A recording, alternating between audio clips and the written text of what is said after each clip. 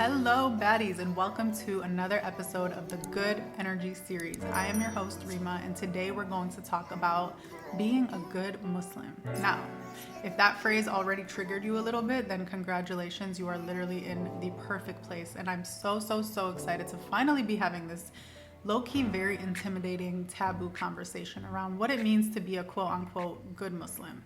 I will give you some background on me as a Muslim woman and as a woman who grew up in a Muslim community. But before I do that, I do want to give you a couple of disclaimers that I think are really important before I dive in here. So disclaimer number one, and I have my notes up here so you'll see me if you're watching this on YouTube, glance over to just make sure I'm hitting on everything. So for the purposes of this episode, I'm going to distinguish between Islam as a religion and as an ideology and Muslims as the imperfect practicers or people who try to implement and practice that ideology. I am not going to talk about Islam. So literally everything I say in this episode is not about Islam. It's not about the Quran. It's not about, the teachings of Islam. It's more so around my experiences growing up in a predominantly Muslim community. And if you also share this experience, you know that a lot of well-intentioned Muslims don't practice Islam in a way that is really in line with the religion. There's a lot of mixture between culture and how people just kind of have their own cultural interpretations and taboos and what we believe God or the religion actually says. So again, I'm not going to be touching on the religious piece. I'm not a scholar. I am not educated enough to touch on that. I'm more so going to talk more about like the society and cultural piece of how I've experienced life as a Muslim woman. So that's disclaimer number one. Disclaimer number two is if you are a non-Muslim listening to this, I am so happy to have you here. Welcome. I tend to attract very open-minded, loving, just like respectful people. So if you are someone who is non-Muslim listening, I want to remind you not to form any conclusions or assumptions. Ask questions. If you're watching this on YouTube, definitely feel free to comment below and ask questions. But this conversation is directed towards other Muslims, so there will be some things that maybe you don't understand fully, and I would love for you to ask instead of just assuming. Okay, I need to drink water. Ramadan is tomorrow. I'm very excited about that. This is the first year in a couple of years that I am going to try to fast. Now, I'm coming out and just saying that because literally the whole point of this episode is to talk about how I don't feel that we give each other as a community permission to be imperfect Muslims. That's literally the whole premise of this. And I never felt safe enough to publicly admit that I just opted out of Ramadan the past couple of years because it felt very challenging for me to try to focus on school and fast, because I felt like I would have gotten a lot of backlash from my community. Now, that hasn't changed. I still think we'll get a lot of backlash for saying things like that. I think I'm just in a place now where I recognize that this is literally none of your business. Like, this is between me and God, and I shouldn't be letting people's judgments stop me from being honest about my journey and who I am. And I actually feel ready to be honest because I think a lot of you watching this are also imperfect. We're all imperfect, but afraid to even try or afraid to embrace something that maybe you want to embrace because people make you feel like you're just not good enough for it. So I want to talk to you a little bit about kind of like my background with Islam. I grew up in the most amazing, phenomenal community in the world, Dearborn, Michigan. Dearborn is home to the largest concentration of Arabs and Muslims outside of the Arab and Muslim world. I don't know if we're the largest concentration of Muslims, but we are a large, significant concentration of Muslims. Most of the Arabs in Dearborn are also Muslim. And so literally like every year during Ramadan, the whole city is fasting. Like our businesses in Dearborn need to accommodate us. Do you know how powerful that is to be an immigrant, like part of an immigrant community, but be in the United States and be experiencing life the way our community did, where these American businesses had to accommodate us. Like there is so much positive in my experience growing up in this beautiful, closely knit Muslim community. And I just want to call that out before I get into some of the things that I feel are negative, for every negative thing I'm about to say, there are like 100 positives. But I do want to focus on where I think we could be doing better, because that's just, that's just where I'm at with it. I'm really like focused on improving it because I do love it so much. So I went to Islamic school until second grade. It was really cool. I was able to be part of, I don't remember much of it, but at a very young age, there was this like, I was ingrained in that culture. And one thing that I want to say is that Islam is just as much cultural in a lot of ways as it is spiritual and religious. There's like kind of a beautiful culture and community involved in these spaces. But one of my one of the memories that stands out from that is I was in second grade. So I must have been however old you are in second grade, very young. And I think one of my aunts had gave me a manicure. I showed up to school with nail polish on. And we would pray every day as a group. So I was, getting ready to pray with the group. And my principal at the time literally called me out in front of the whole school. It wasn't a huge school, but it was like huge for a little kid. And yelled at me basically because I was wearing nail polish, and you're not allowed to wear nail polish when you pray. And for that to be one of my first experiences with Islam is a shame. It's a shame. I'm not even like projecting this onto him. I don't even know where homeboy is in life right now. I'm not even like angry at him. I'm just like sad for myself, because I feel like there were a lot of experiences like that robbed me of an opportunity to get to know a religion and even like a community that is just so beautiful. They kind of made me turned off to this thing, because when you're that young, you don't understand this distinction that I called out at the beginning. You don't understand that there's a difference between the wrong things that human beings do and the beautiful, valuable things that this religion brings with it. Like, you're not distinguishing between, oh, well, that was just him. That wasn't God. No, you look at these people as an extension of this religion that you're being taught. And so things that they do, unfortunately, can shape your relationship to that thing. My parents, on the other hand, were very, I think the only reason I came back to Islam and came back to wanting to be part of these practices is because of the way my parents went about it. My parents were both very close to their religion in their own ways. They never imposed it onto me. My dad never forced us to pray. He never forced us to wear the hijab. He never forced it onto us. He would always lead by example. Same thing with my mom. My mom never forced any of it onto us. She just was always very positive about the religion. And I think that kind of kept me open, because I didn't feel like, at least in my household, in my safe space, I didn't feel like this thing was being forced on me in a way that I didn't agree with.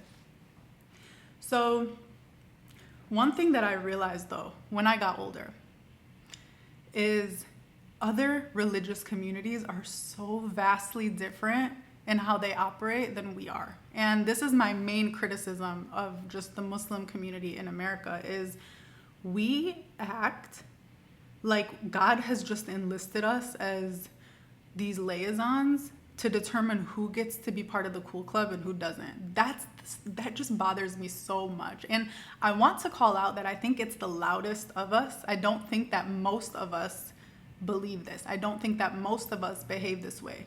But when I'm scrolling on TikTok every here and there, especially now before Ramadan, I just see people posting such snarky, judgmental, self-righteous types of posts of when I see a girl, everyone's just trying to police everybody. And I don't see Jewish people doing that with each other. I'm sure there are pockets of people who are, a little more extreme that do that for sure. But the mainstream conversations around Judaism, you don't have to practice anything about Judaism or even Christianity to call yourself a Christian without getting backlash, or to call yourself someone who's Jewish without getting backlash. And I just want to talk to you about why I think that as Muslims, we need to take a page out of their book, figuratively. Can you imagine how politically powerful, let's talk about politics first and then we'll talk about religion right after, politically powerful we would be as a group if we weren't so judgmental of each other, and if we weren't trying to snatch someone's Muslim card at every turn. We would have so many people like me successful people, educated people who call themselves Muslim loudly and proudly and are not scared to say that. A lot of us are scared to say it, not because of how other people are going to look at us. A lot of us are scared to call ourselves Muslim because of how you are going to look at us. And that is crazy. There will be so many of us who are just proudly claiming this religion, claiming this community. And there's strength in numbers. When you have a group of people that is loud and proud, you have things being done on their behalf. I literally just saw myself get shared on a slide deck at work about how to treat Muslim colleagues during Ramadan. And I was shook. It's sad to say that I was shook, but I was shook. And I know that it just took for maybe one or two Muslim people to be vocal about being Muslim and about how Ramadan is a thing and the Eid is a thing. Because we've seen so many companies over and over and over just overlook this very important part of our lives. And the fact that I was surprised to see my company actually sharing a slide deck to non-Muslim colleagues on how to approach us given that we're fasting, I wouldn't be surprised if I saw that being done on behalf of Jewish people. And I won't even say Christian people because like literally everything, all of our holidays, all of our just rituals, our dominant culture is based off of people who are Christian. But for us to get those things kind of recognized and to be respected and to be seen and understood is going to require that we stop kicking people out of the Muslim club, because that's literally what we're doing. And it's going to require people like me and you to just like not let those people who are trying to kick us out control our narrative, and to understand that this is between literally you and God and nobody else, which brings me to the religious piece. For the people who feel the need to police other Muslims and how they decide to practice, I want to assume the best and come from the place of like assuming that they think that that's helpful. They think that they're making that person better. They think that they're maybe making the world better because they want that person to be a better model to other people. I don't know. You have to understand that human psychology, we are turned off when things are overwhelming. And I'm not saying that like religion needs to be overwhelming, but there are a lot of things about how we practice that could feel overwhelming, especially to somebody who is going from 0 and you're expecting them to go to 100. Set religion aside.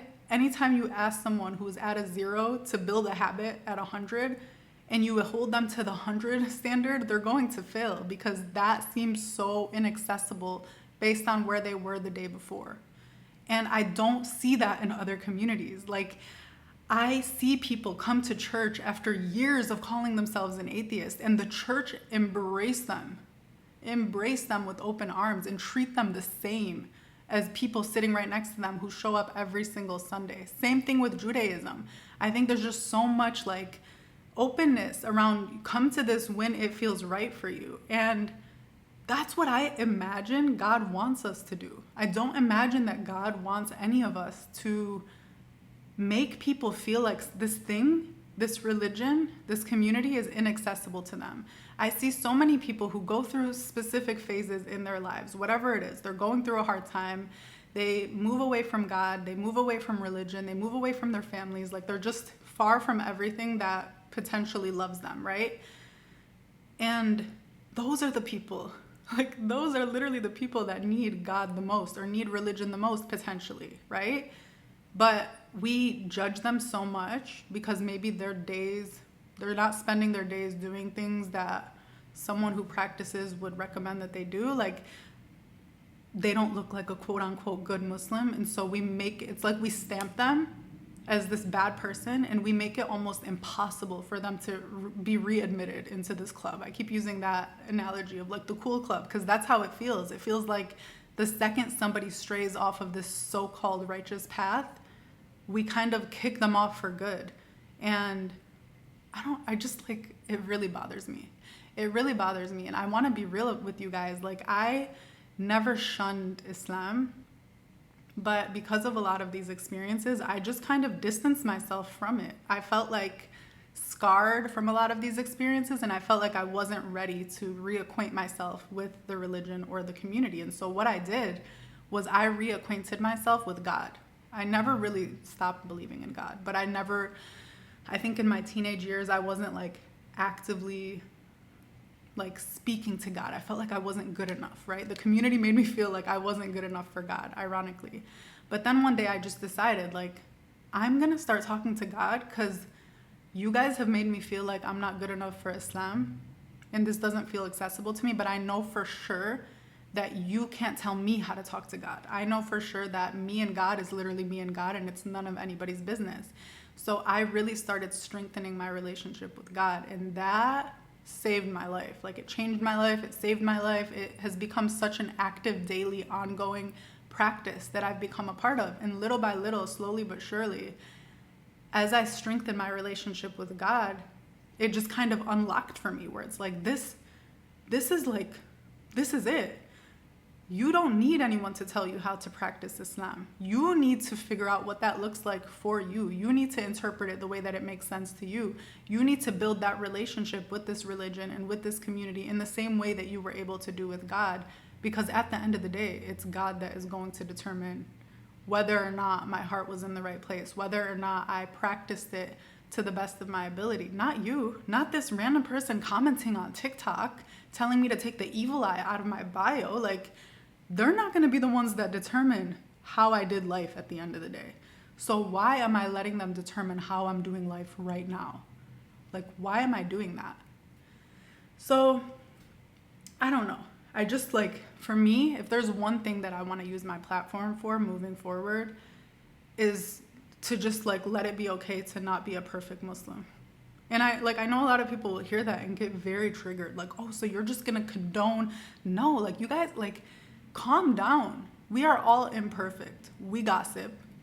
And I'm like, maybe you don't, but like, there's a lot of things that we do every day that wouldn't constitute perfection. And my theory is that if we make it okay to fail, if we focus on trial and not so much on error, if we just applaud people's trial, then as a community, we will all be stronger and better. And in general, like, I want my kids to feel like this is accessible to them whenever they need it. Like, I want them to feel like this is an open door policy. What you did yesterday does not determine the way that you can show up tomorrow. I want them to feel like, especially when they've sinned, especially when they've done something that maybe feels shameful or doesn't feel like the right thing to them, then they can knock on God's door and have that available to them. Or they can, inshallah, one day knock on their local mosque, you know, talk to that religious leader. Like, in my mind, we are so far from that. Like, that's a whole nother episode on another day. You know, like, I just don't feel like the mosque for me growing up was ever a place that was even relevant. Like, I'm sorry to say that, but like, aside from some of the things that happen there that I don't agree with, like, a lot of the conversations were just not relevant. Anytime someone would die, it would just turn into this like lecture on how we all suck and we need to do better. And it's like, this is not empowering. This is not enlightening. I have gone to churches here because I was like hungry for those kinds of conversations, and I would just edit out certain things because it didn't align with what I believed in. But I felt like I got so much value out of certain churches, or even like pastors' podcasts that I listened to, because I felt like 90% of the message was aligned with what I wished we had in the Muslim community. And I felt like I could take something from there about my relationship to God, or how to show up as a more moral and grounded and purposeful person. And I'm just like praying and waiting for the day when I feel like people in our generation step up to the plate and normalize the imperfection so that we can actually talk about it. Normalize us talking about our taboos. Normalize us not doing everything the right way. Like, it's happening whether we like it or not. So we need to find ways to talk about it that calls people in instead of calling people out, because that's literally all I'm seeing right now. So, I just like ranted for 20 minutes straight, but I would love to hear what you have to say about this. I cannot be the only person that has just had a complicated relationship with not Islam, but the Muslim community. Again, there's a difference. I'm rebuilding my relationship with Islam because of the damage that I feel was done by the Muslim community. And I'm so happy to be at a place where I'm just creating that relationship on my own. So let me know what you think. Ramadan Kareem to all of us who celebrate. I love you so much. I know this episode was a little bit different, but it was just something that I felt I needed to get off my chest. Love you so much, and I will see you on the next one.